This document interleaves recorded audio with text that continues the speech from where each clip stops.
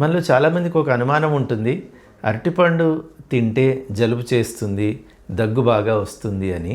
ముఖ్యంగా చిన్నపిల్లలకి వాళ్ళు ఒక పక్క మారం చేస్తున్నా సరే అరటిపండు తింటాను అని చాలామంది తల్లిదండ్రులు సరిగ్గా పెట్టట్లేదు. అయితే ఇది ఎంతవరకు నిజము, దీనివల్ల నిజంగా ఎంతవరకు ప్రాబ్లం ఉంటుందా లేదా అని ఆలోచించుకోవాలి. ఎందుకంటే మనకి సంవత్సరం పొడుగునా దొరికే అతి బలవర్ధకమైన ఆహారము ఈ అరటిపండు. ఇందులో తక్షణం మనకి శక్తినిచ్చే క్యాలరీలు ఉంటాయి, అలాగే మెగ్నీషియం, పొటాషియం వంటి ఎంతో విలువైన న్యూట్రియంట్స్ కూడా ఉంటాయి. ముఖ్యంగా నీరసంగా ఉన్న వారికి, వికారము, వాంతులు ఉన్న వారికి తొందరగా ఉపశమనం కలగాలి అంటే అరటిపండు తినిపించడం చాలా మంచిది.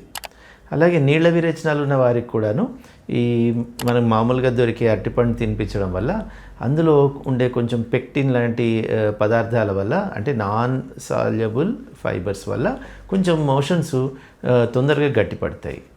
మరి దీనివల్ల నిజంగా జలుబు చేస్తుందా అంటే ఇంతవరకు ఏ సైంటిఫిక్ ఆధారాలు లేవు దీనివల్ల జలుబు చేస్తుందని కానీ దగ్గు వస్తుందని కానీ.